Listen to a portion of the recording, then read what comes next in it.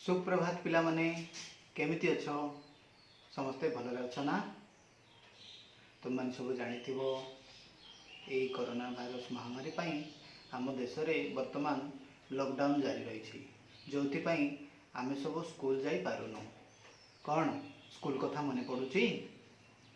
तुम मैंने सब सांग साथी सब मिसी स्कूल रे खेल कूद नाच गीत केते मजा मस्ती कर।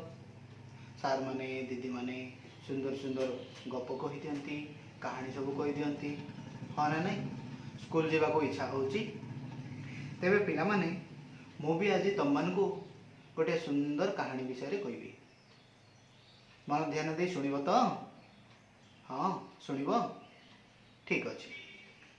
चलो पिला माने आज आमे साहित्य कुसुम बहिर गोटे सुंदर कहानी विषय रे पढ़िबा। से कहानीटीर बा से पाठटीर ना हैला उपयुक्त बेस पकाई आसो। कौन? उपयुक्त बेस पकाई आसो।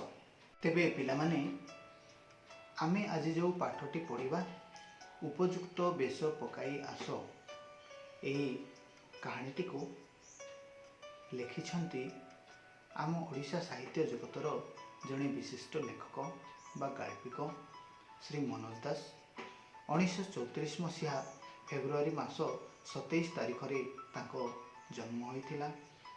ओडिशा साहित्य एकाडेमी और अति बड़ी पुरस्कार प्राप्त लेखक श्री मनोज दास आंतर्जातिक स्तर रे अनेक ख्याति अर्जन करिसेंती।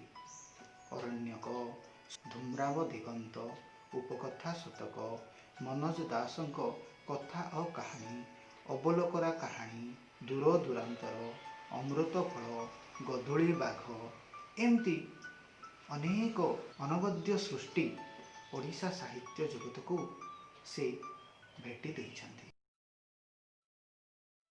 तेबे पिला माने आज आमे जो कहानी विषय रे पढ़िबा बा पाठ विषय रे पढ़िबा एथिरे जड़े राजा और जड़े सन्यासी विषय रे लिखा जाइछि। राजा जनक गोटे पर गोटे राज्य जय करी निजको बहुत क्षमताशाली प्रभावशाली बोली गर्व अहंकार रे बुड़ी रही बेले से परवर्ती पर्याय रे जड़े साधु बा सन्यासी संस्पर्श रे आसी निजर आत्मबड़िमा, आत्मगर्व और अहंकार प्रवृत्ति खराब गुण को त्याग करी नम्रता, साधुता भली भल गुणर अधिकारी हो पारि। तेबे आउ डेरी कहीं कहानीटी को संपूर्ण पढ़ाई इच्छा होची ना? चलो शीघ्र शीघ्र कहानी विषय रे जानिबा। तेबे पिला माने मो कहानीटी को पढ़ुची। तुम माने तुम पाखरे जदि बही अच्छी ताहेले आंगुठी देखई देखई मो स्वर सहित स्वर को मिसाई मने मने पढ़िबा पई चेष्टा करिबो। गोटिए राज्य जय कले राजा तांको पोशाकरे खंडिए नुआ हीरा लगांती। राज्य परे राज्य 4-6 राज्य जय करी पगड़ी और परिधेयरे 4-6 चेका हीरा झलसाई राजा निज नअर को प्रत्यावर्तन करुथिले। डेरा पड़ीथिला गोटिए पर्वतर पाददेशरे। 2 राज्य मझिरे एईटा गोटाए जनहीन प्राय बण मूलक। सैन्यबाहिनी शोई पड़ीथिले। राजा तांको शिविर बाहरे निसार धरे पदचारणा करुथिले। हठात सम्मुखवर्ती पर्वत उपरे एक अद्भुत नीलाभ आलोक तांकर दृष्टिगोचर हैला। तांको हृदय विस्मय, चमक एवं आनंद रे भरीगला। से आलोक जे असाधारण एथिरे संदेहर अवकाश नथिला। विस्मित राजा मंत्री को निदर उठाइले और से आलोक देखाइले। मंत्री अति स्वाभाविक भावरे कहिले, महाराज मु संध्या बेले आखपाख लोकंकठू शुणिथिली कि से पर्वत उपरे जणे सन्यासी रहंती। शीत राति से निया जाली छंती। मंत्री ତୁମକୁ ସେ ଆଲୋକ କିପରି ଲାଗୁଛି? ରାଜା ପ୍ରଶ୍ନରେ ବିସ୍ମିତ ହୋଇ ମନ୍ତ୍ରୀ କହିଲେ, ମଣିମା, ଶୁଖିଲା କାଠପତ୍ର ଜାଳିଲେ ନିଆଁ ଯେପରି ହେବା କଥା ଏହା ସେପରି। ଆଚ୍ଛା, ଶୋଇବ ଯାଅ, କହିଲେ ରାଜା। ସେ ବୁଝିଲେ ଯେ ଆଲୋକର ଯେଉଁ ବିଶେଷତ୍ୱ ସେ ଦେଖୁଛନ୍ତି, ମନ୍ତ୍ରୀ ତାହା ଦେଖିପାରୁନାହାନ୍ତି। ପ୍ରଭାତ ହେଲା। ରାଜା ସନ୍ନ୍ୟାସୀଙ୍କୁ ଭେଟିବାର ଅନୁମତି ପ୍ରାର୍ଥନା କରି ଦୂତ ପଠାଇଲେ। ଦୂତ ଫେରିଆସି କହିଲେ, ସନ୍ନ୍ୟାସୀ କହୁଛନ୍ତି କି ତାଙ୍କୁ ଭେଟିବାକୁ ହେଲେ ରାଜା ଉପଯୁକ୍ତ ବେଶ ପକାଇ ଯିବା ଦରକାର। ଅବଶ୍ୟ, କହି ରାଜା ତାଙ୍କ ରତ୍ନଖଚିତ ପୋଷାକ ଓ ପଗଡ଼ି ଲଗାଇ ବାହାରି ପଡ଼ିଲେ। ସେ ପର୍ବତ ଅଧା ଚଢ଼ିବା ବେଳକୁ ସନ୍ନ୍ୟାସୀଙ୍କର ଜଣେ ଚେଲା ଆସି କହିଲେ, ଗୁରୁଦେବ ମଣିମାଙ୍କୁ ଦୂରରୁ ଦେଖିଛନ୍ତି। ସେ କହିଲେ କି ଆପଣ ଉପଯୁକ୍ତ ବେଶ ପକାଇ ଆସିବା ଦରକାର। ରାଜା ନୀରବରେ ଶିବିରକୁ ଆସି ରତ୍ନ ପୋଷାକ ଉତାରି ଜଣେ ସାଧାରଣ ନାଗରିକଙ୍କର ପୋଷାକ ପିନ୍ଧିଲେ ଓ ନିଜକୁ ନିଜେ କହିଲେ, ବାସ୍ତବିକ ରାଜପୋଷାକରେ ସନ୍ନ୍ୟାସୀଙ୍କ ପାଖକୁ ଯିବାକୁ ବାହାରିବାଟା ବୋକାମି ଛଡ଼ା ଆଉ କ'ଣ? ତେବେ ପିଲାମାନେ, ଆଜି ଆମେ କାହାଣୀଟିର ଏତିକି ଅଂଶ ହିଁ ପଢ଼ିବା। ବାକିତକ ପରବର୍ତ୍ତୀ କ୍ଲାସରେ ଆଲୋଚନା କରିବା। ପିଲାମାନେ, ମୁଁ ଯେତେବେଳେ ପଢ଼ୁଥିଲି ମନ ଧ୍ୟାନର ସହ ଶୁଣୁଥିଲ ନା? ଯଦି ମନ ଧ୍ୟାନର ସହ ଶୁଣୁଥିଲ ତାହେଲେ ତୁମେ ନିଶ୍ଚିତ ଭାବେ ଲକ୍ଷ୍ୟ କରିଥିବ ଏଥିରେ କେତୋଟି ନୂଆ ଶବ୍ଦ ଅଛି। ଯେଉଁ ଶବ୍ଦ ବିଷୟରେ ମୁଁ ତୁମମାନଙ୍କୁ ଗୋଟି ଗୋଟି କରି ବୁଝେଇବି, ତାହା ତୁମେ ତୁମ ଖାତାରେ ଲେଖିବ। ଆଉ ସେହି ଶବ୍ଦ ଗୁଡ଼ିକର ଅର୍ଥ ମଧ୍ୟ ମୁଁ କହିବି, ତାହା ମଧ୍ୟ ତୁମେ ଲେଖିବ। ଦେଖ ପିଲାମାନେ, ଏହି କାହାଣୀଟିର ଦ୍ୱିତୀୟ ଧାଡ଼ିରେ ଗୋଟିଏ ଶବ୍ଦ ଅଛି, ପରିଧେୟ। ଏହାର ଅର୍ଥ କ'ଣ ଜାଣିଛ? ପରିଧେୟର ଅର୍ଥ ହେଲା ପୋଷାକ ବା ବସ୍ତ୍ର। ଏଇ ଦେଖ, ଜଣେ ସନ୍ନ୍ୟାସୀଙ୍କର ପରିଧେୟ କେମିତି, ଜଣେ ରାଜାଙ୍କର ପରିଧେୟ କେମିତି, ଜଣେ ସୈନ୍ୟବାହିନୀର ପରିଧେୟ କେମିତି। ପରିଧେୟର ଅର୍ଥ ହେଲା ପୋଷାକ। ବୁଝିଲ ତ? ସେମିତି ଆଉ ଏକ ଶବ୍ଦ ଅଛି, ନଅର। କ'ଣ? ନଅର। ଦେଖ, ନଅରର ଅର୍ଥ ହେଲା ରାଜପ୍ରାସାଦ। ଏଇ ଦେଖ, ଚିତ୍ରଟିକୁ ଦେଖ, ଏଇଟା ଗୋଟିଏ ନଅର ବା ରାଜପ୍ରାସାଦ। ସେହିଭଳି ଆଉ ଏକ ଶବ୍ଦ ଅଛି, ଡେରା। ଡେରାର ଅର୍ଥ ସାମୟିକ ରହଣି ପାଇଁ ଅସ୍ଥାୟୀ ତମ୍ବୁ ପକା ଶିବିର। ଏଇ ଦେଖ, ଚିତ୍ରରେ ଦେଖିପାରୁଛ ନା? ସେହିଭଳି ଆଉ ଏକ ଶବ୍ଦ ହେଲା ଶିବିର। ଶିବିରର ଅର୍ଥ ନିର୍ଦ୍ଦିଷ୍ଟ କାମ କରିବା ପାଇଁ ଅସ୍ଥାୟୀ ଆଶ୍ରୟସ୍ଥଳ। ଯେକୌଣସି ଏକ ନିର୍ଦ୍ଦିଷ୍ଟ କାମ କରିବା ପାଇଁ କିଛି ଦିନ ପାଇଁ ବା କିଛି ସମୟ ପାଇଁ ଆମେ ଯେଉଁ ଅସ୍ଥାୟୀ ଭାବରେ ଗୋଟିଏ ଆଶ୍ରୟସ୍ଥଳ ତିଆରି କରୁ, ତମ୍ବୁ ଟାଣି କିମ୍ବା ଯେକୌଣସି ପ୍ରକାର କୁଡ଼ିଆ କରି କିମ୍ବା ଗୋଟେ ଆଶ୍ରୟସ୍ଥଳ ତିଆରି କରିଥାଉ, ତାହାକୁ ଶିବିର କୁହାଯାଏ। ଆଉ ଗୋଟେ ଶବ୍ଦ ଅଛି ପିଲାମାନେ, ଦେଖ, ନିଶାର୍ଦ୍ଧ।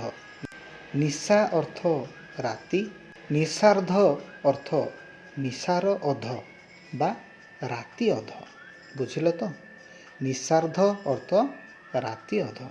ସେହିଭଳି ପଦଚାରଣ ଅର୍ଥ ପାଦରେ ଚାଲିବା। ଆମେ ପାଦରେ ଚାଲି ଚାଲି ଯାଉଛୁ, ମାନେ ପଦଚାରଣା କରୁଛୁ। ବୁଝିଲ? ସେହିଭଳି ଆଉ ଗୋଟିଏ ଶବ୍ଦ ଅଛି, ଅଦ୍ଭୁତ। ଅଦ୍ଭୁତ ଶବ୍ଦର ଅର୍ଥ ଆଶ୍ଚର୍ଯ୍ୟଜନକ ବା ଅଲଗା ଧରଣର। ତୁମେ ଦେଖିଥିବ ଯେକୌଣସି ଏକ ଜିନିଷ ବା ଯେକୌଣସି ଏକ ବସ୍ତୁ ଯେମିତି ଦେଖାଯାଏ ସେମିତି ଦେଖା ନଯାଇ ଯଦି କିଛି ଅଲଗା ପ୍ରକାର ଦେଖାଯାଉଛି, ତାହେଲେ ଆମେ ତାକୁ ଅଦ୍ଭୁତ ବୋଲି କହିବା।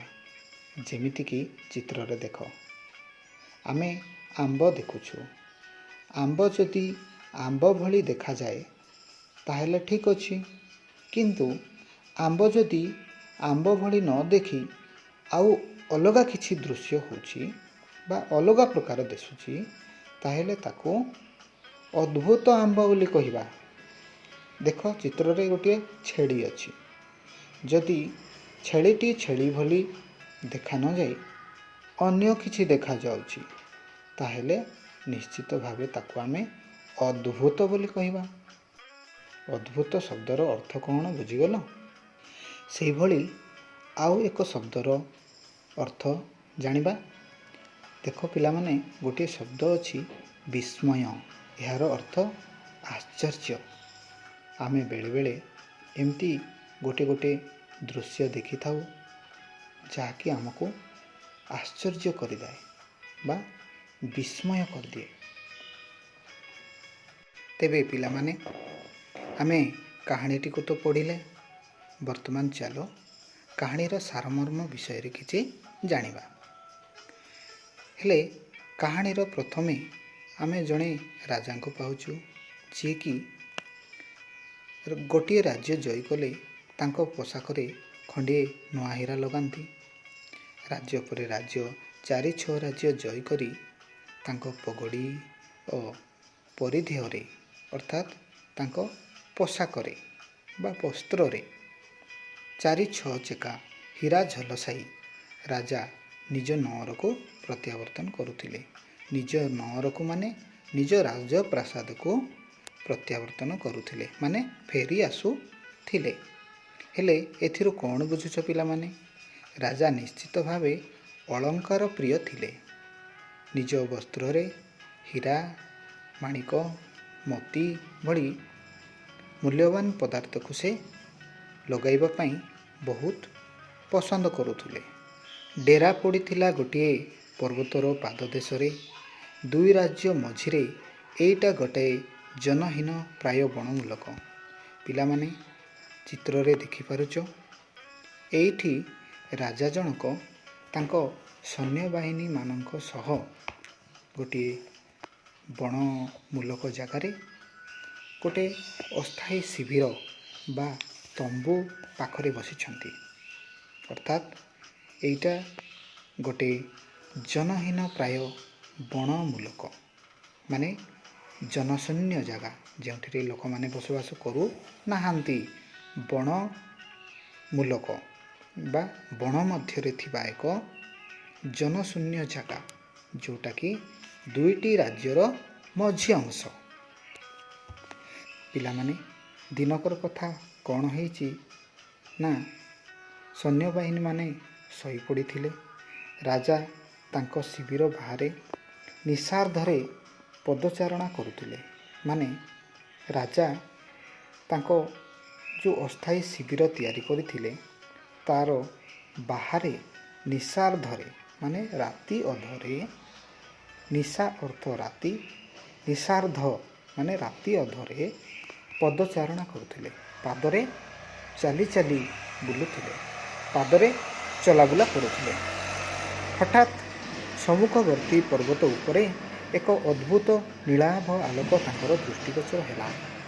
ପିଲାମାନେ, ସେହି ସମୟରେ ରାଜା କ'ଣ ଦେଖୁଛନ୍ତି?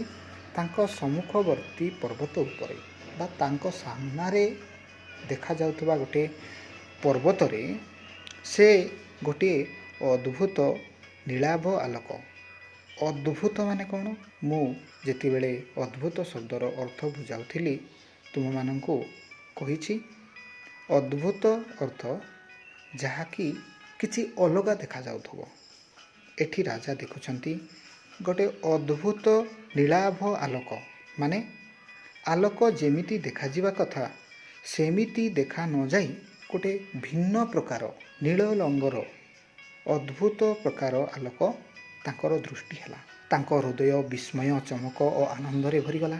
ନିଶ୍ଚିତ ଭାବେ ଗୋଟେ ଅଦ୍ଭୁତ ଆଲୋକକୁ ଦେଖି ରାଜାଙ୍କର ହୃଦୟରେ ଆଶ୍ଚର୍ଯ୍ୟ ଜନ୍ମ ହେଲା, ବିସ୍ମୟ ଜାଗ୍ରତ ହେଲା। ଆଉ ସେ ଅଦ୍ଭୁତ ଆଲୋକକୁ ଦେଖି ସେ ଆଲୋକ ବିଷୟରେ ରାଜା ଜାଣିବା ପାଇଁ ବହୁତ ଆଗ୍ରହ ପ୍ରକାଶ କଲେ। ସେ ଆଲୋକ ଯେ ଅସାଧାରଣ से बुझीगले ये आलोकटी साधारण आलोक नुहे, एटा असाधारण आलोक।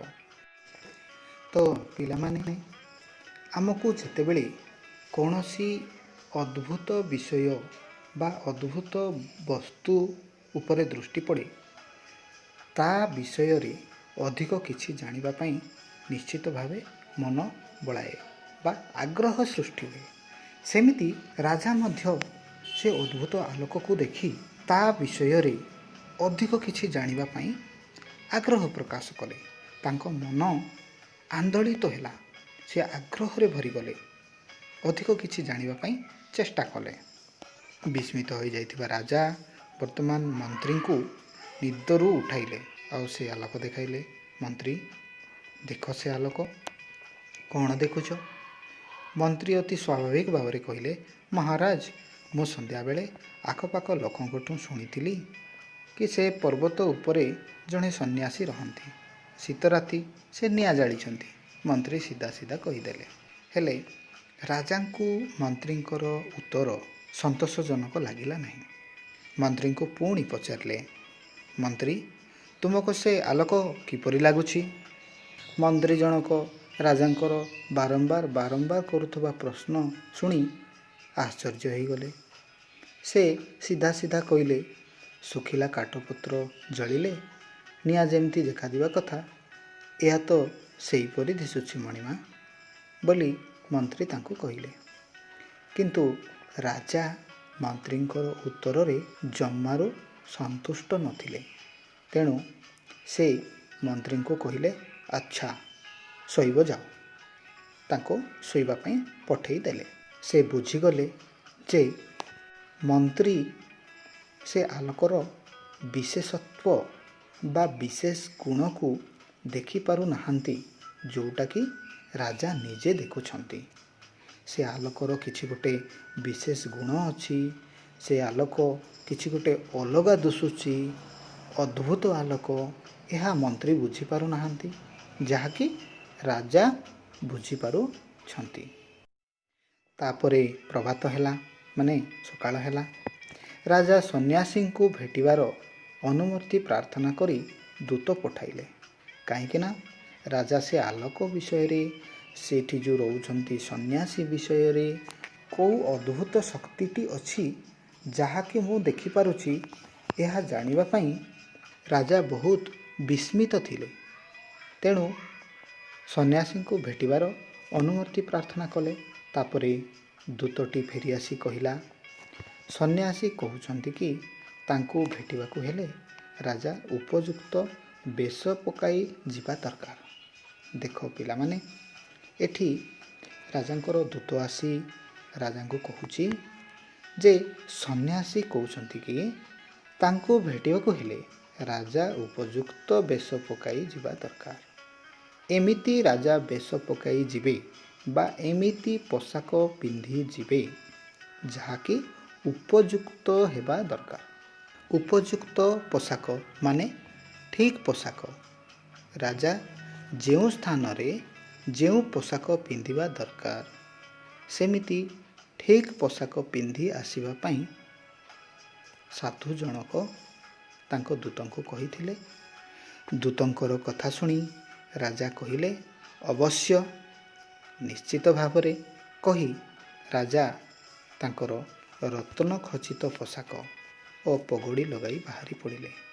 रत्न खचित पोशाक अर्थात तांको पोशाक रे हीरा, नीला, मोती, माणिक भली मूल्यवान रत्न सब लागिथिला। आउ राजांकर पोशाक जेहेतु एटा तो लागिबाटा स्वाभाविक होना नहीं पिला माने। एई भली पोशाक पिंधि राजा कौन कले, बाहरी पड़िले सन्यासी को साक्षात करिबा पई। देखो पिला माने राजा जेतेबेले सन्यासी को भेटिबा पई पर्वत चढ़िबा पई आरंभ कले, सन्यासर जड़े चेला आसी तांको कहिले, गुरुदेव मणिमा को दूररू देखिछंती। गुरुदेव माने सन्यासी जाको कि साक्षात करिबा पई जाउछंती राजा, सीए दूररू देखिछंती। आउ से राजा को कहिछंती जे आपण उपयुक्त बेश पकाई आसीबा दरकार। हेले ରାଜା ବର୍ତ୍ତମାନ ଆଶ୍ଚର୍ଯ୍ୟ ହୋଇଗଲେ। ରାଜା ପୁଣି ଥରେ ଫେରି ଆସିଲେ, କାହିଁକି ନା ସନ୍ନ୍ୟାସୀ ଜଣକ ତାଙ୍କୁ କହିଲେ ଉପଯୁକ୍ତ ବେଶ ପକାଇ ଆସିବା ପାଇଁ। ରାଜା ମନେ ମନେ ଚିନ୍ତା କଲେ, ହେଲେ ଏଇଟା କ'ଣ ଉପଯୁକ୍ତ ବେଶ ନୁହେଁ କି? ମୁଁ ତ ସୁନ୍ଦର ପଗଡ଼ି, ସୁନ୍ଦର ରତ୍ନ ଖଚିତ ପୋଷାକ ପିନ୍ଧିଛି, କିନ୍ତୁ ସନ୍ନ୍ୟାସୀ କାହିଁକି ମୋତେ ଉପଯୁକ୍ତ ବେଶ ପକାଇ ଆସ ବୋଲି କହିଲେ? ରାଜା ମନେ ମନେ ଚିନ୍ତା କଲେ।